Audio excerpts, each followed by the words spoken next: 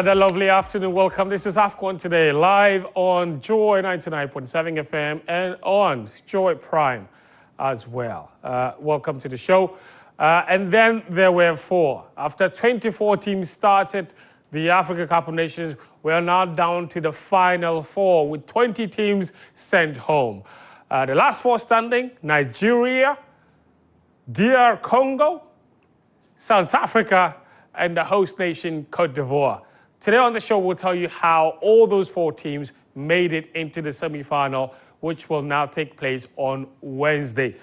It's a repeat of the 2000 semi-final when South Africa take on Nigeria.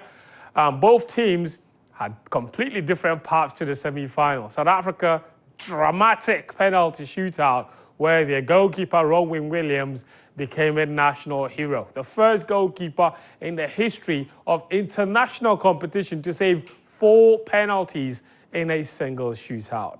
We'll tell you and play back how exactly he did it. Nigeria, on the other hand, well, they relied on the man they've relied on pretty much the whole competition, Ademola Lookman, yet again to power them into the last four. DR Congo's path was a little easier, dismissing Guinea by 3-1, but then saving the best for last. Cote d'Ivoire proving exactly what it means to have the proverbial 9 lives. A man down, a goal down.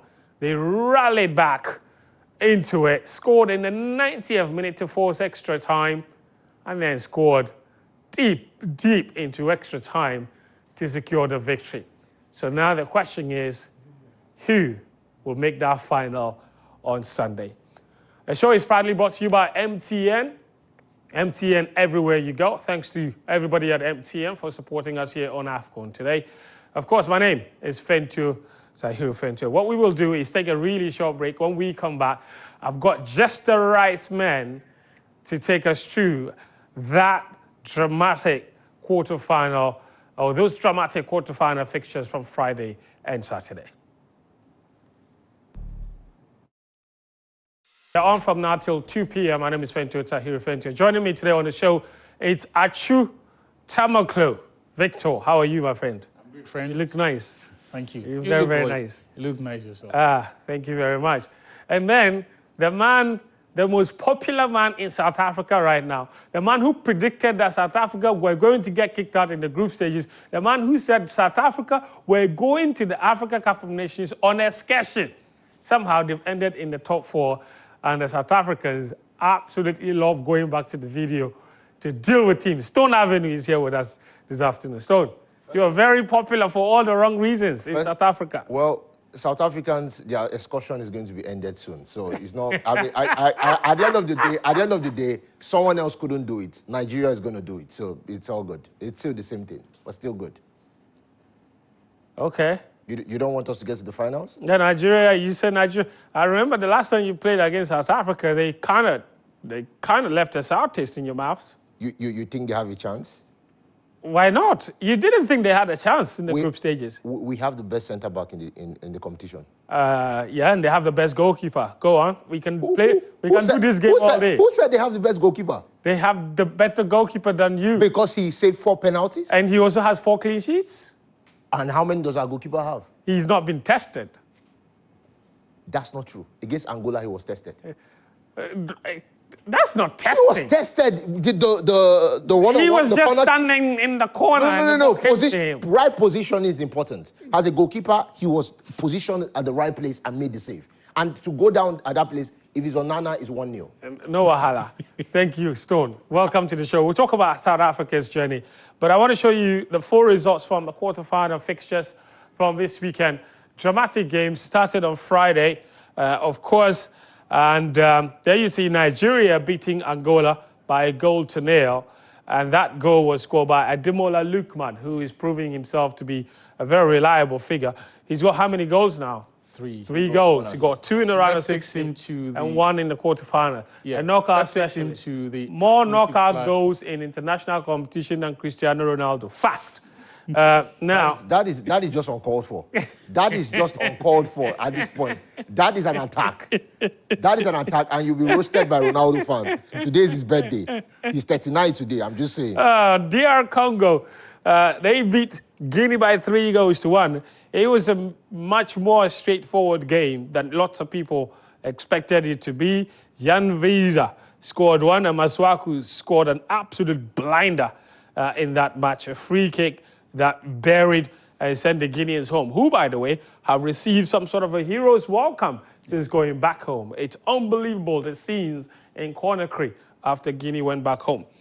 Mali against Cote d'Ivoire. This provided drama aplenty. Drama aplenty. Mali were expected to beat Cote d'Ivoire because they played the majority of the match with a man advantage. Cote d'Ivoire had Kosunu got sent off in the 43rd minute. And then Mali scored the first goal. So a man down, a goal down. There was no chance for Cote d'Ivoire, was there? Wrong. There really was. 90th minute, Adingra Simon, trained here in Ghana at the Right to Dream Academy. He popped up with a very fortuitous finish in the 90th minute to send that into extra time. And then everybody's favorite player. Who doesn't like a last-minute extra time winner? Back in the day when we had the golden goal, that would have been sweeter, wouldn't it? Because there would have been no chance for that yellow card, that second yellow card. But later in the day, South Africa and Cape Verde 0-0 after 120 minutes. South Africa prevailing 2-1 on penalties, thanks to the heroics of their goalkeeper. We'll go through those games one by one. Begin with Nigeria and Angola. Stone, let me begin with you. Nigeria are progressing very steadily in this competition.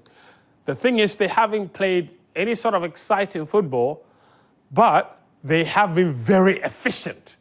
Have they not, both in defense and even in the attacks? They don't need 1,000 chances to score one goal. And once Nigeria get one, it seems it's game over. So, you see, I think I was talking with someone earlier this week, and we were talking about the fact that the Nigerian coach, from the way he dresses, it tells you the kind of football he's going to play. Because the guy has this jean trouser on, and then he has the whole thing with a suit. And a jacket. It just looks unassuming. And then all of a sudden, he delivers this. But you look at the fact that before we came into this AFCON, a lot of Nigerians, including myself, said that we were not going to do anything. And the best part of the Nigerian team was the attack. And then all of a sudden, coming into this AFCON, he said, we're not going to go with 4, we're going to play 3 at the back, we're going to play, if we're defending with 5, if we're attacking, attack with the wing backs and all of that kind of stuff. And then it has moved Nigeria to the next dimension. And the whole thing is that, because people keep criticizing Osimhen that he has only 1 goal in the tournament. And I think 1 goal for the African Player of the Year is absolutely unacceptable, right? But the fact that he is there, he draws the defenders to himself, opening up space for Ademola Lookman, who to me is the best player at this AFCON right now. Because when you can step up at the big moments, when you can step up in the moment where your team needs you. I'm talking about you can score 1,000 goals at the group stage. Nsue had all those goals. 5 goals, wonderful, running around. Oh, he's the best player at 30-something. He changed from the right back. That's not what we're talking about. At the big stage, he missed a penalty. And then Ademola Lookman, scoring 3 goals, 2 goals against Cameroon, 1 goal against Angola, also has an assist from the group stages, making it 3 goals and 1 assist in this competition. Obviously, looks like the best player at this competition so far. But the fact that we could be able to handle the Angolan attack, you're looking at before they faced Nigeria, that was like the most feared attack at the tournament. In fact, when we got online, people were more scared of Angola than Cameroon. In fact, they were more scared of Angola than South Africa right now, because Angola posed that threat. They play very fluid football. You have Mabululu, and then you have all those guys coming in. Justin Dalla, who was the best player at the tournament before he went out. You had Gilberto on the right too, who could dribble and all of that, and Freddie, who was a very good passer. But at the end of the day, the Nigerian defense limited the whole thing. I think Angola had like maybe 2 or 3 clear chances. The ball that hit the bar. They had good chances, to be fair. Yeah, the ball that hit the bar, the corner kick chance, and all this kind of stuff. And the goalkeeper made some saves and all this kind of stuff. But they were able to limit Freddie, which was a very vital thing, because what Freddie had done for Angola over the group stage and all this kind of, he had made sure that people, you would think that, okay, let me just, leave this guy, and all of a sudden he's coming up with assists and all this kind of stuff. I think he has 3 assists at the tournament already. But Nigeria were able to limit the passes from Freddie, and then Justin Dalla looked like a normal human being which I was excited about, because this is a guy that once he comes on the pitch, one goal is guaranteed. But this time around, he looked like a normal human being. I think he didn't have a shot on target, so 0 shot on target from Dala, who was the best player at the tournament, highest rated player at the tournament at that Prior point. to that Nigeria. Yeah, and then Mabololo had 1 shot on target. So between their front three, they had 1 shot on target throughout the entire match, which is absolutely amazing. Amazing. Great defending from Nigeria. We will get to Nigeria's defending very shortly. I want to take our thought on Angola. Look, when you watch that game, there's really not much you can fault Angola, because they played exactly the way they always played. They had chances, hit the crossbar or the upright. So they had some good chances. It just wasn't meant to happen. I think the difference was just the temperament and also just how mean a defense Nigeria have got, because you can play that match 5-6 times, you won't get a worse performance from Cape Verde. And that's not to say they didn't play well. It was just a game where the Nigerians didn't give them too much. And the one occasion that they got in behind the defense, luck eluded them. The problem for me was that I thought they figured the Nigerian defense out a bit too late in the game. And so you saw a lot of these predictable movements, occupying the half spaces, but not necessarily stretching the Nigerian defense. And we'll get to the Nigerian defense a bit later on. One thing that I think, or I was surprised they didn't exploit, was the presence of Alexi Iwobi, right? If you have looked through all of Nigeria's matches and how opponents have fashioned out not chances, but openings, it's always around or with Alexi Iwobi. And I felt that, and it's not his fault, mainly because... What's the problem with him? He doesn't have the instincts. So his defensive awareness is it doesn't exist, because that's not his education. Yeah. He doesn't have the muscle memory. So when Alassane Youssef, Francis Onyeka, or even Joel Aribo, when they are in that zone and they see a defender or the opponent with possession, they can anticipate what the opponent is going to do and respond appropriately even before it is done. Even when they fail to anticipate it, they can react well. And when we get to the video, we'll show you aspects of Alexi Iwobi's game that better opponents may exploit. Okay, very well. Actually, let's do that. Let's get to the touch screen. Please, kindly come here for me. Yeah. We get to the touch screen. Stone, if you just sit here. Much better. All right, we're going to look at how Nigeria's defense is propelling them to this competition. You prepared something here to show us. Let's look at it. What have you got? Now, for each tournament, teams evolve. Yes. The evolution sometimes happens by accident, or sometimes a eureka moment, a moment of epiphany, where the coach stumbles onto a new method or a way of playing. For Nigeria, it was the injury to Alassane Youssef. In his first game, a lot of people did not know him. Now, this guy got into the Nigerian team after the injury to Wilfred Ndidi. Yes. So Ndidi gets injured, Jose Peseiro looks around, there's a certain guy at Royal Antwerp, and then decides to bring him into the team. So late call-up into the team. This is a team that had been prepared without Alassane Youssef. Right. He didn't go to any of their pre-tournament games, the World Cup qualifiers. He didn't get the team. He didn't get the chance to train with the team. He just came in, final few training sessions after Ndidi's injury. In the first game, he took to life as a duck pulled to water. Brilliant performances. He kept the distribution very simple.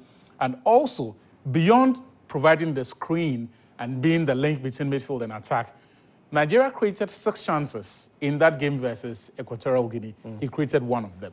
So deep in midfield. From deep in midfield. So this was a player who had shown himself to be someone who knew the task and quickly assimilated to the needs of the team and excelled on that first game. Unfortunately, he got injured. So Peseiro had to reshuffle the pack and introduce someone into the team.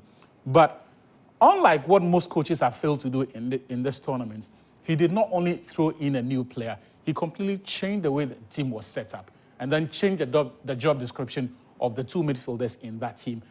And also how the team moved to ensure that those movements were synchronized. And we're going to show you here those synchronized movements and how important they have been for Nigeria. If you could quickly press play. Right. It's right in front of you. So you are going to see here, Fence, press the back button for me. We may have to take the third. This is the first video? This is the first video. we're going to see here two phases of Nigeria's game. Okay. The defense that we spoke about, and then why, beyond the defense, when they get the ball, you can tell that they know what they are about in terms of how they move the ball from midfield to attack. Okay. Now, this is a foul that Nigeria have just given away. And this time, it's the former Chelsea defender who came in for, I think, Trustekon. Okay. Yes. Omeru. Kenneth Omeru. Now, this is important because this is supposed to be their makeshift backline. This is without their best defender. Look at how tight Nigeria are at the back. Trustekon.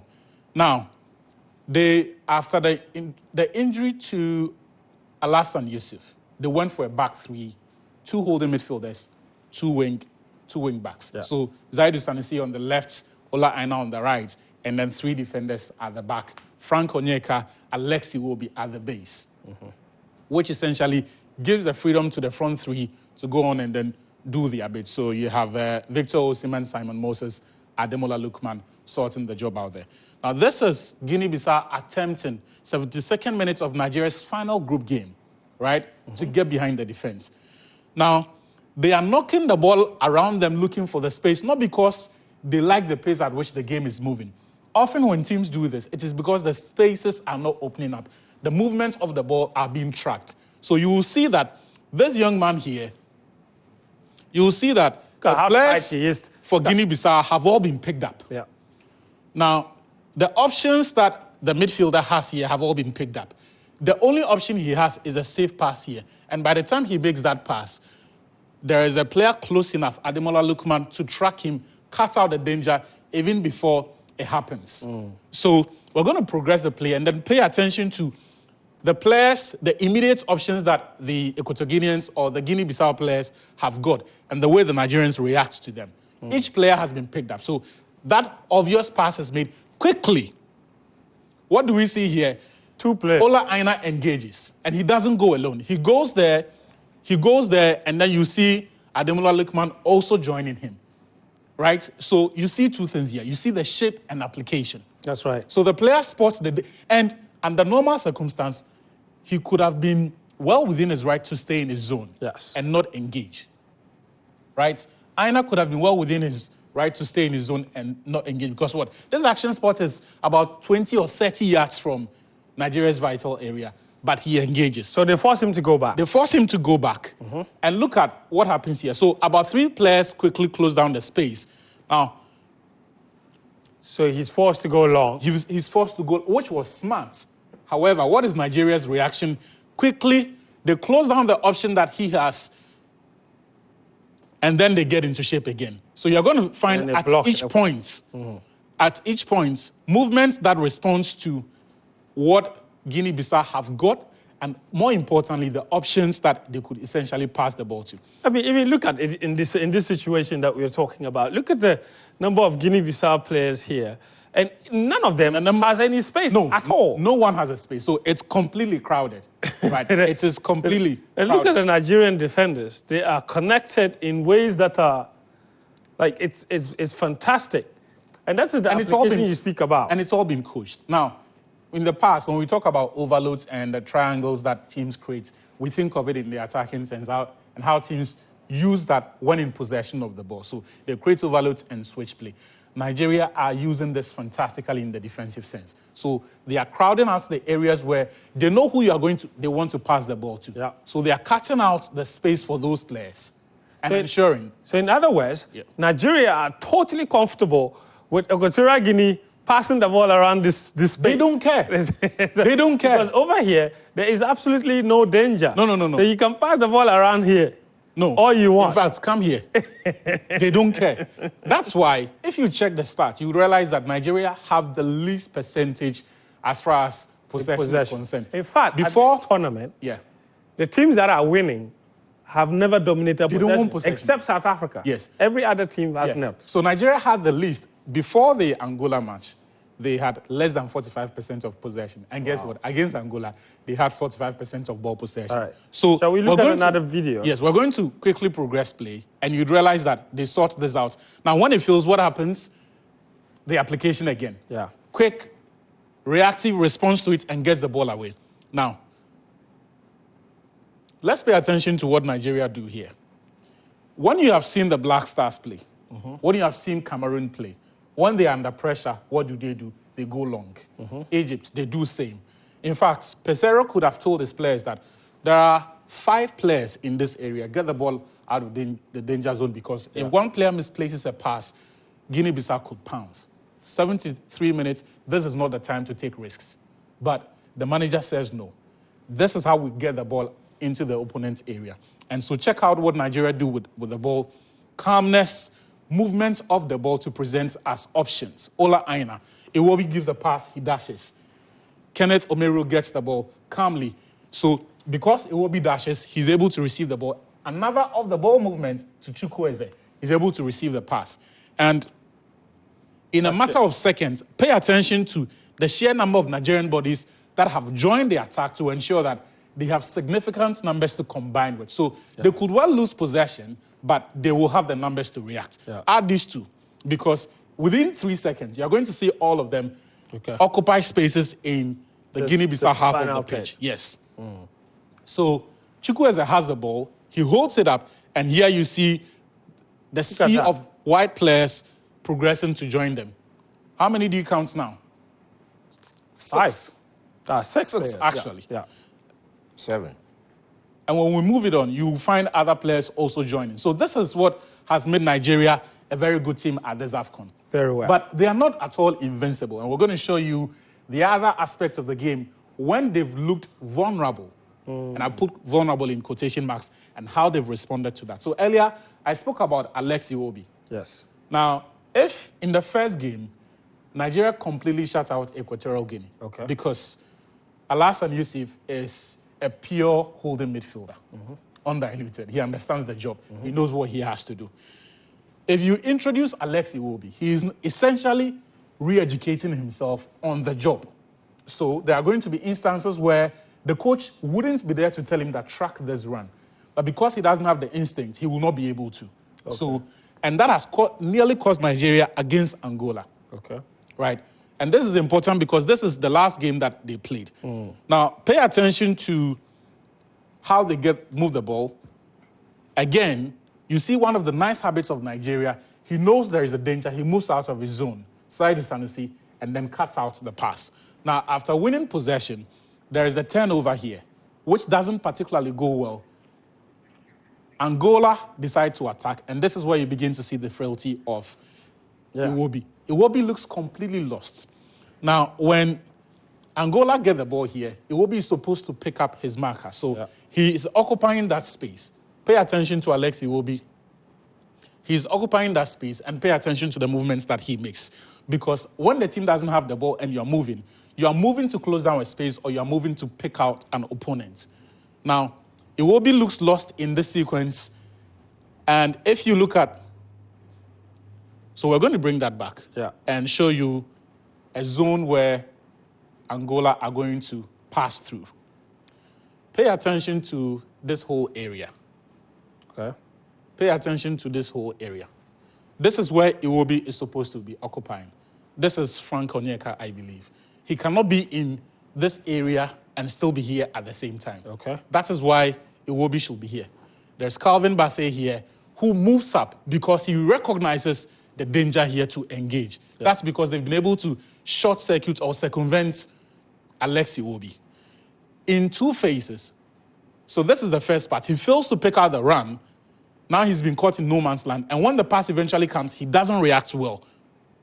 Interesting. But even in that situation when the midfield is breached, still, who's there to block that pass? Troost-Ekong. In the video that we showed you, there were 2 instances where Kenneth Omeru made 2 of those last-ditch tackles when the ball got in behind the midfield. So again, application. Awareness of creation. Exactly. Awareness, creating awareness and being able to respond. And so what, in the sight of danger. Yes, what viewers need to understand is this. Even for the best of teams, you are not going to control all game state scenarios for 90 minutes. There's going to be that one moment where the player is going to be caught sleeping, right? And in the case of Nigeria, every time that has happened, the back line comes to the rescue because of the application and because they anticipate what is good. So in this video that we showed, so they are covering for the weaknesses of some of their teammates. So in this video that we showed you, in the very first sequence, Calvin Bassey steps up when he realizes that Iwobi has lost his marker, right? You're going to see that sequence. We'll show you there. He doesn't wait for the danger to happen. He steps up here. Right. And then when the game progresses, and the final pass is actually played into the penalty area, then you see another intervention this time from the defender in Truce Ekong. Yeah. Friends, let's go back to the final video. Okay.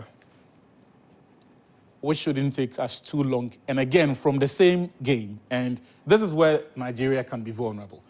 Now, for teams that often sit deep or apply these compact blocks, one of the ways you can get behind them is with pace, dribbling ability, incisive individual pass. skill. Yes.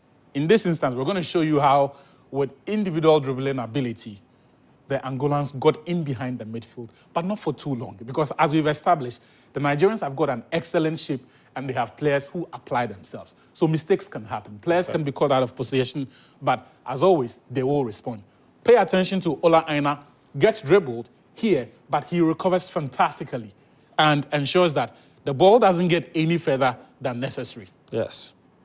Right? So he doesn't stay there. Quickly, he's able to recover. Yeah. And the danger recedes for now. But Angola are persistent, so they'll move the ball forward. And here, you see one of the things that has made Angola very good in this tournament. So when they get the ball, there is no messing around. Look at that.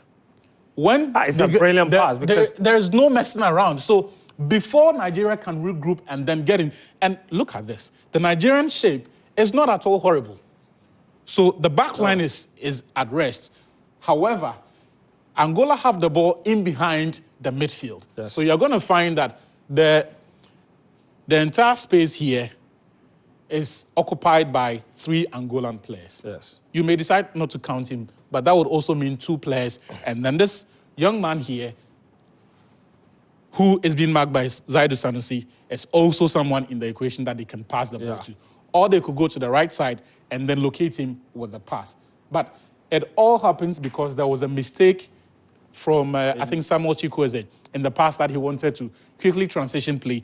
It didn't work out, and so they lost possession. Angola had the chance to move forward, and they weren't messing around. Quickly, that pass came through. And that should have been a goal, to be fair. So if you are going to find the Nigerians in trouble, you probably have to do it wide. Because in central areas, unless they are making a mistake, it's difficult. And we've shown you how they move together, press like a wolf pack when the ball gets too close to the comfort area. But more importantly, is the players' ability to take responsibility and react to the situations. Even when the teammates make mistakes, they will clear the ball. So the Truce Ekong video, you saw him clapping and asking his teammate to get close. But that was after he had sorted out the danger.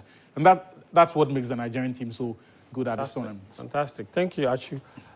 So brilliant analysis on Nigeria and how they're winning matches in this competition.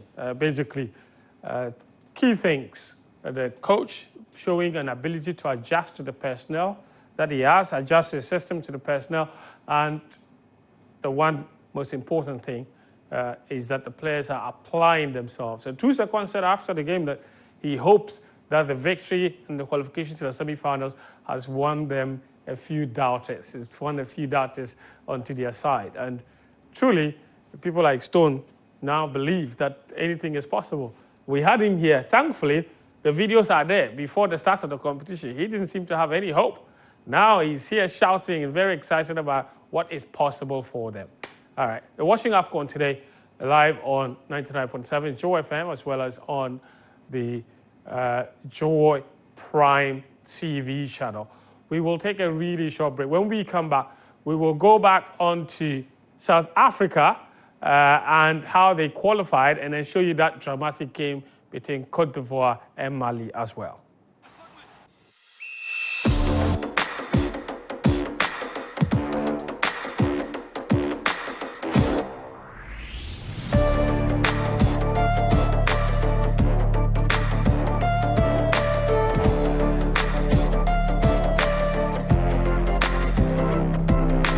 Welcome back. This is AFCON today live on 99.7 Joy FM as well as on Joy Prime TV channel. Welcome. Thanks for joining us.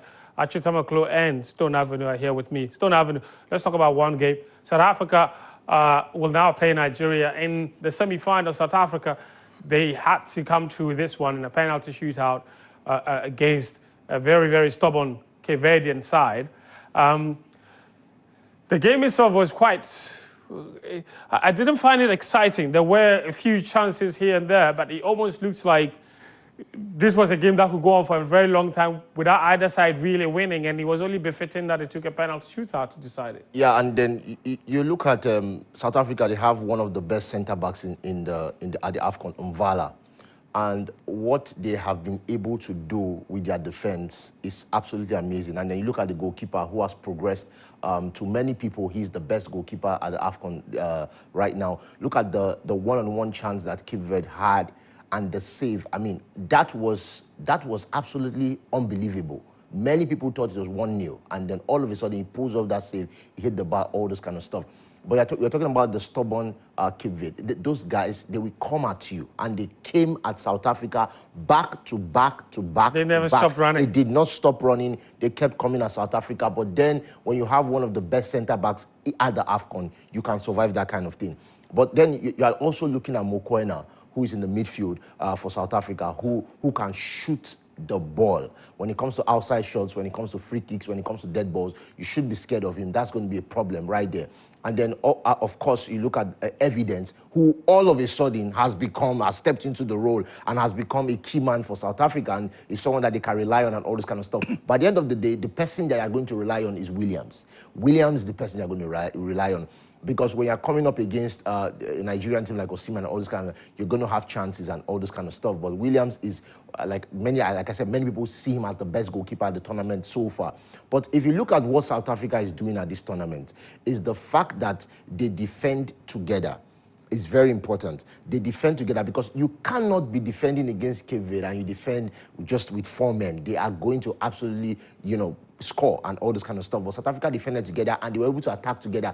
But look at South Africa again. They play also with outside shots. So if you're going to keep them out like Nigeria normally does, then you have to make sure that Mokoena doesn't get the ball, because when he gets the ball, it's shot from outside the box, and that's going to be a great win. And it's going to be an exciting game, because you're looking at a team like Nigeria that doesn't necessarily need the possession to do their damage, and South Africa that needs the possession to do their damage. So it's going to be exciting, because it's going to be an end-to-end kind of thing. Both teams will get what they want in terms of how they want to play. South Africa is going to hold the possession, play how they want to play. Nigeria is going to be like, okay, play how you want to play. We want to sit back. They're going to play how they want to play. They're going to get their shots. They're going to get their crosses. They're going to get Evidence involved. They're going to get all those stuff. Everything they want to do, they're going to do it. But the question is, are they going to take their chances? And then Nigeria is going to counter. It's going to play long. It's going to play the small touches in the tight areas. Going to play with Victor Osimhen and all this kind of stuff. Will Mvala stop Osimhen, and will Ekong stop Evidence? Is going to be very interesting. Actually, briefly on the goalkeeping, Ronwen Williams, I like what Hugo Bruce said after the game, that saving the 4 penalties wasn't by luck. He got the direction of every single one of the penalties right, even the one that Cape Verde scored. And there's this famous video of him asking the goalkeeper's trainer just before the shootout, that which one is to my left, and the goalkeeper trainer says number 6. And that was the winning penalty he saved. The number 6 shot to his left, and he saved it. Look, I know I've said on this show before that when it comes to penalties, the takers always have the advantage, and it does. The ball moves at a faster rate than the goalkeeper dives. So it is a very big gamble in deciding that I'm going to wait for the player to hit the ball, and then when I see style, depending on the shooter to commit before you dive. And so, the main advantage from that is not necessarily that you can guess right and then dive and save it. It's because you can get into the minds of the players. So even when they've scored the first 2, but they know the goalkeeper has got his guess right for both occasions. He's probably got a finger to the ball. The third player who's going to take the shot will be caught in 2 minds, whether to change the direction. So Can the goalkeeping performance alone lead them to AFCON glory? Maybe not, but certainly Rowan Williams has written his name in the history books of the Africa Cup of Nations, the first player to save 4 penalties in a single tournament. And it's not just at the AFCON, at the FIFA World Cup, at the Copa America. No player has ever done that except Rowan Williams. So his name in history is etched. Glory to the South African. Let's move it on and talk about the host nation, Côte d'Ivoire, shall we? They left it really, really late. And actually, this was, let me come to stone. This was a very dramatic game for all kinds of reasons. But in the end, in this tournament, Côte d'Ivoire truly are the team with 9 lives because they have been on the verge so many times.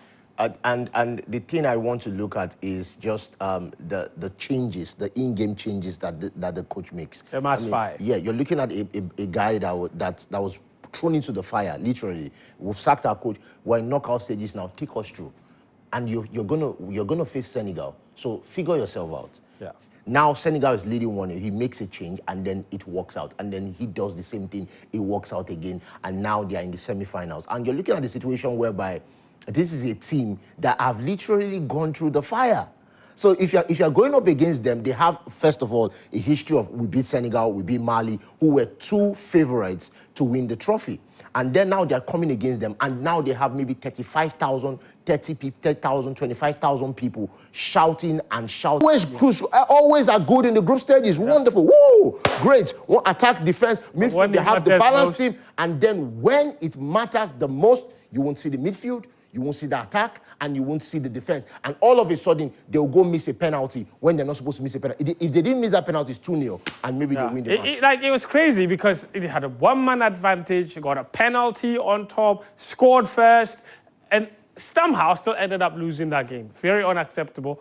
But they have people back home seem to be enjoying whatever happened once they go back home. They were enjoying that. Mentioned just like Guinea-Conakry themselves, who got kicked out by DR Congo, but the fans still loved it. For me, the most beautiful story. I want to talk about DR Congo, though. Yeah. Just a word before that. Yes. Is the multiculturality of football on the continent. We saw Simon Adingra, trained in Ghana at the Right to Dream Academy, plays for Ivory Coast. Dogeles Nene, an Ivorian who grew up in Mali. Those 2 matches, and as well as on Wednesday. But time now to bring our philosopher onto the screen, Karim. Adamubeni Abdul Karim, who has decided to go for who has decided to go for the Professor Luke today. The old Professor Luke. Today he's coming to give us. Today he walked in a straight line to say. I wore it. All right, Karim, what have you got for us today? I see Nigeria 1, Angola 0 in your graphic. Yes. Achu has done all the dirty work. I just need a true pass from Faith to finish it. In this holiday, he's saying that Inra Chelali Yahomi, TC wa Makadongore.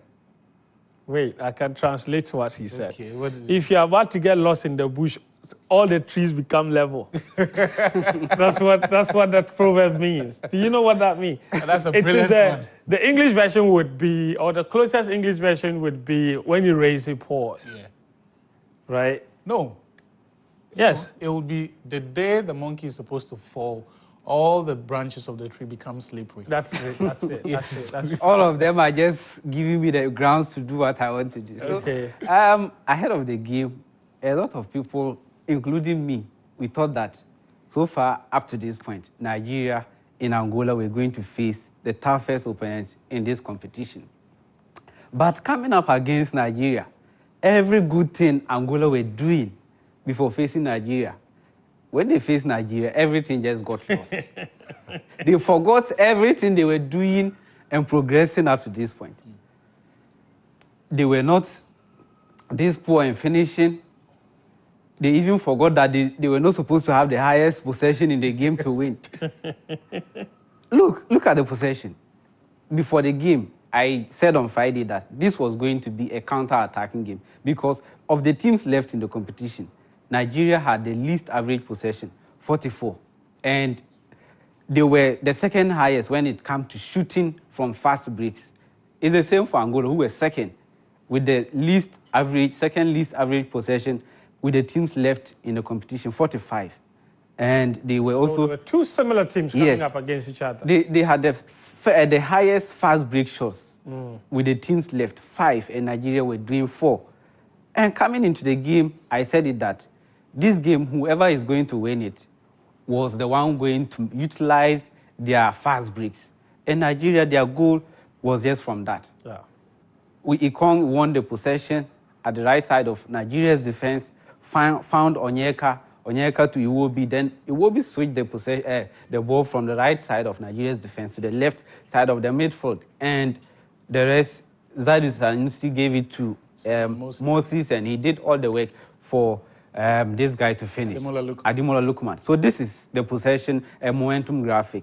Now, this is for Angola. The red is for Angola. And the blue, or is it green, is for Nigeria. Nigeria had a lot of the momentum. Nigeria had a lot of the momentum. Even though they had the least possession. Yes, they had the least possession. It means that the possession Angola had, they were not making any good use of it. Yeah. It was just noisy possession, as it will be termed. And let's go to the next graphic. That is where I want to compare the key player coming into this game. Before this game, he was the player with the most key passes, 8 in the tournament. And coming into this game, he couldn't even attempt a single shot on target. That's what Stone said earlier. I told you, 0 shot. He had 0 shot. And of all players to attempt 8 shots in the competition, he was the player with the second best conversion rate. He attempted 8 shots and scored 4 goals. But before the game against Nigeria. Yes, and this game he couldn't. This was a total shutout. Yes, it's total shutdown, and this is because of the fantastic performance of Ola Aina. Let's go to the next graphic. And just to add one thing, the only time this has happened was against Algeria, where Algeria shot him out too. Yes. Algeria and Burkina Faso. Yeah. So this is Ola Aina faced him in that right side of the attack, and he won 3 out of the 4 tackles he attempted. This is just coming to explain why Gelson Dala has that poor game against Nigeria. Interceptions, he's won. That is the 3rd best in the game. 1 duels, the 3rd most in that game. Ola Aina having a good game was good for Nigeria, and Gelson Dala having a poor game was because of how fantastic Ola Aina has played. Interesting. So Ola Aina's greatest day was Gelson Dala's worst day. It's only right that it happens like that. Anyway, so congratulations to Nigeria, DR Congo, of course, also Cote d'Ivoire and South Africa. The 4 countries standing now at the Africa Cup of Nations. Those 4 will be in action on Wednesday, and we'll be here to bring it to you, of course. We're back again tomorrow for another edition of AFCON Today. My name is Fentio Tahir Fentio, show proudly sponsored by MTN, Stone Avenue, and Ashuta Maklo were my guests. Until then, do take care of yourself, and bye-bye.